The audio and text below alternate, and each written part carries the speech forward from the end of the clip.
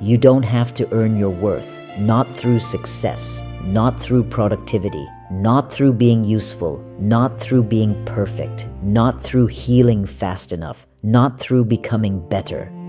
Most of us were taught very early that love is conditional. Think about it. You got praise when you behaved well. You got attention when you achieved something. You felt safe when you didn't cause problems. You felt seen when you were strong, helpful, quiet, or impressive. So your nervous system learned something very simple. If I perform, I belong. And from that moment on, life became a silent audition. We started earning love, earning rest, earning approval, earning the right to take up space.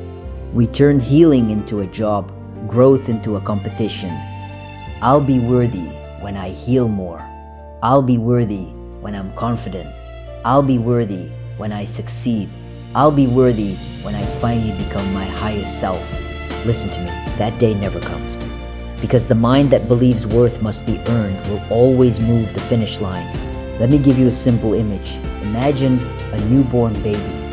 That baby hasn't achieved anything, hasn't proven anything, hasn't healed anything, hasn't manifested anything. Yet, you don't look at a baby and think, let's see if you're worthy. Worth is not something that appears later. It is inherent. So the real question is not, how do I become worthy? The real question is, when did I forget that I already was? From a spiritual perspective, this is very clear. You didn't come here to earn your value. You came here as value, having an experience.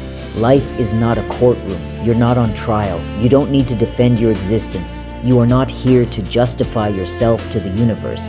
You are the universe, expressing itself as you.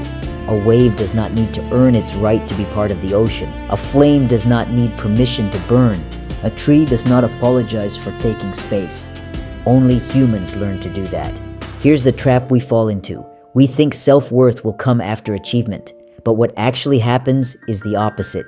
When you believe your worth is conditional, you hustle from fear, not love. You rest with guilt. You compare constantly. You never fully arrive. You feel empty even when you win. Achievement without self-worth feels hollow. Success becomes a moving target, and joy always feels postponed. That's why you see people who have it all but feel nothing inside. They didn't fail at success. They just tried to use success to solve a worth problem. And worth problems cannot be solved externally. Let me be very honest with you. If your worth depends on how productive you are, how spiritual you are, how healed you are, how disciplined you are, how attractive you are, how wealthy you are, how useful you are, then you are living in self-surveillance, always watching yourself, always correcting yourself, always asking, am I enough now? That is exhausting. And that exhaustion is not laziness. It's your soul saying, this is not how I was meant to live. Here's the shift. Worth is not something you achieve. Worth is something you remember. And remembering doesn't feel like hype. It feels like relief. It feels like exhaling after holding your breath for years.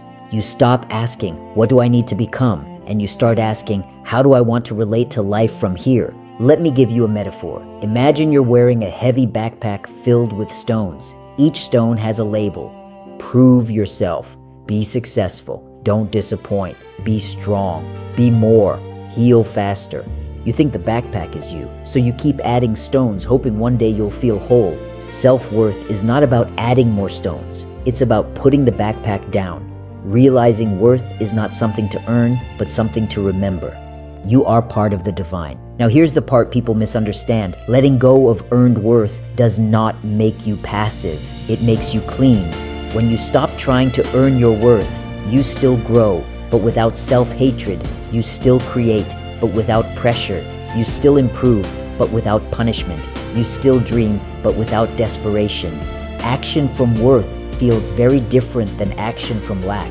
One feels tense, the other feels grounded. One feels urgent, the other feels aligned. From a spiritual angle, this is important. The soul does not grow through force. It expands through allowing.